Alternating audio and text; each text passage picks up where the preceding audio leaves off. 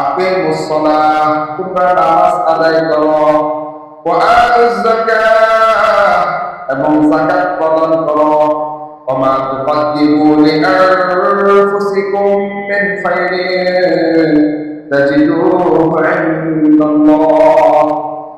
আর তোমরা নিজেদের জন্য যে সমস্ত দান সদকা আমল আগে পাঠাবে, আখিরাতের জন্য প্রস্তুত করবে, তাজিদুহু ইনদাল্লাহ, তোমরা এক সময় ওই সওয়াবটা, ওই প্রতিদানটা, ওই আমলটা আল্লাহ তাআলার কাছে পাবে।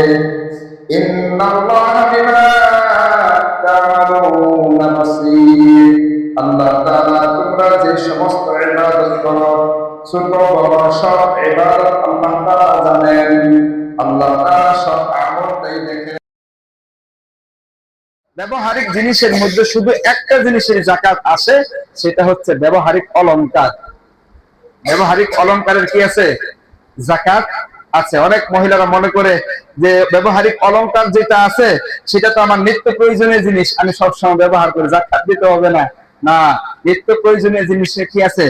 যাকাত আছে। এ সম্পর্কে আমরা আবু দাউদের একটা হাদিস দেখতে পারি, সুনানে আবু দাউদের হাদিস 1563 নম্বর হাদিস, যে ব্যবহারিক স্বর্ণরূপা যাকাত দিতে হবে কি না। قال رسول الله صلى الله عليه وسلم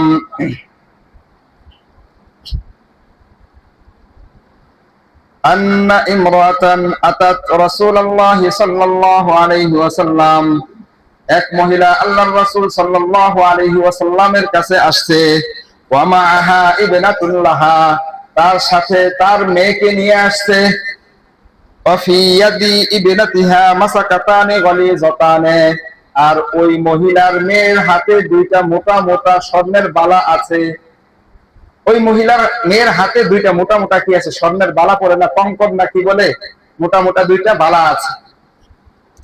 মিন যাহাবিন, স্বর্ণের দুইটা মোটা মোটা বালা আছে। ফাকালা লাহা, রাসূল সাল্লাল্লাহু আলাইহি ওয়াসাল্লাম তাকে বললেন, আতুআতিনা যাকাতা হাযা, তুমি কি এই অলংকারের এই বালার যাকাত দাও কিনা? ওই মেয়েকে আল্লাহ রাসূল কি করতেছে? জিগাইতেছে, তুমি কি এই বালার যাকাত দাও কিনা? ক্বালাত লা, আমি তো এই বালা অলংকারের যাকাত দেই না।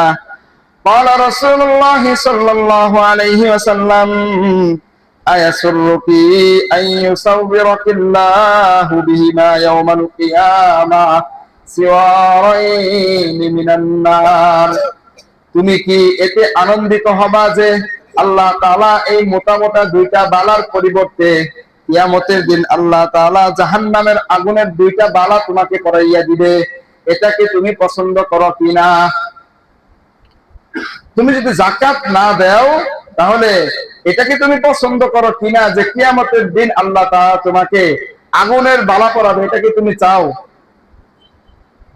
তখন ওই মহিলা বলতেছে, না, আমি তো এটা চাই না। তৎক্ষণাৎ সে এগুলো খুইলা আল্লাহর রাসূলের দরবারে দিয়ে দিছে।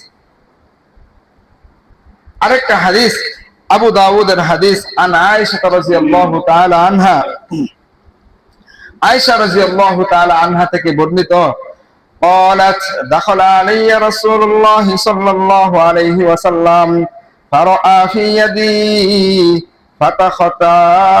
فتخات من ورق, আল্লাহর হাবিব সাল্লাল্লাহু আলাইহি ওয়াসাল্লাম একদিন আমার কাছে আসলেন, আমার হাতে আংটি ছিল, আংটি মোটা মোটা আংটি ছিল, রূপার আংটি ছিল। ফাকালা মা হাযা ইয়া আয়েশা, মা হাযা ইয়া আয়েশা, আল্লাহর হাবিব সাল্লাল্লাহু আলাইহি ওয়াসাল্লাম বললেন, হে আয়েশা, এগুলো কি? আয়েশা রাদিয়াল্লাহু তাআলা আনহা বলেন, ফাকুলতু সানাতুহুন্না আতাযায়্যানু লাকি ইয়া রাসূলুল্লাহ, আমি এই আংটিগুলো বানাইছি আমি আপনার জন্য সাজার জন্য, আমি আপনার সামনে সাজবো, এর জন্য এই আংটিগুলো বানাইছি।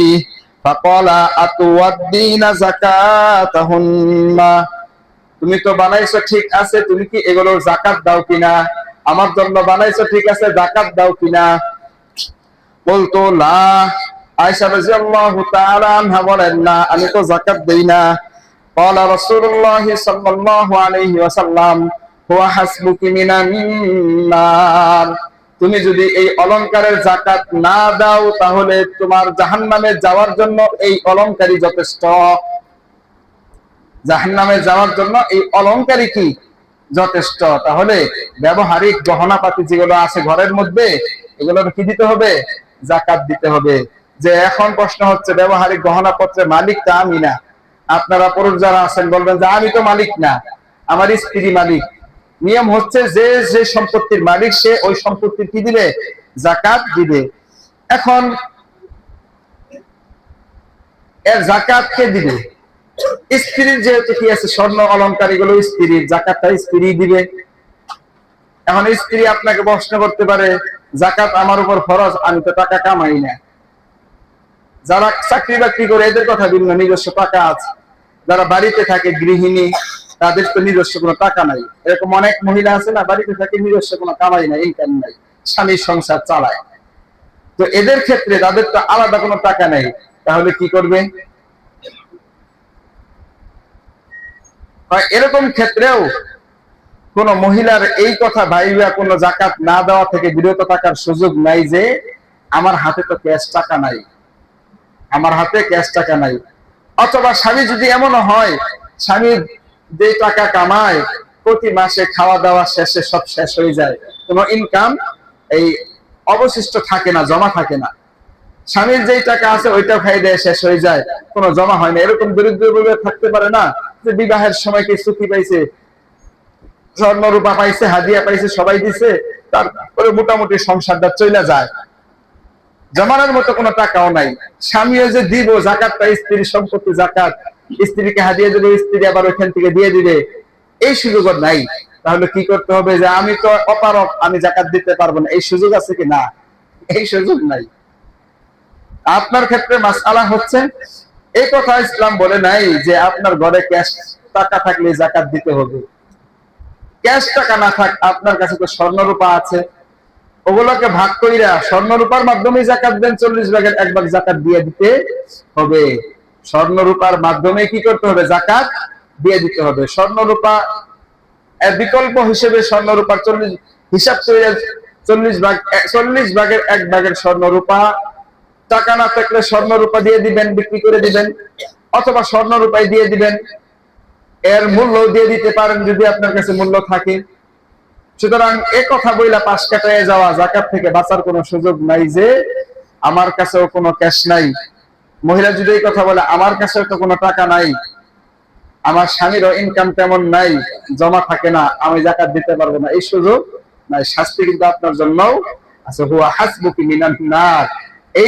এই স্বর্ণ রূপায় আপনার জাহান্নামে যাওয়ার জন্য কি হবে? যথেষ্ট হবে। তো যাদের নেশাব পরিমাণ সম্পত্তির মালিক আমরা যারা আছি, তারা নির্দিষ্ট সময়ে আমরা কি করব? যাকাতটা দিয়ে দেওয়ার চেষ্টা করব। আল্লাহ তাআলা আমাদের সকলকে নির্দিষ্ট সময়ে যাকাত আদায় করার তৌফিক দান করুক।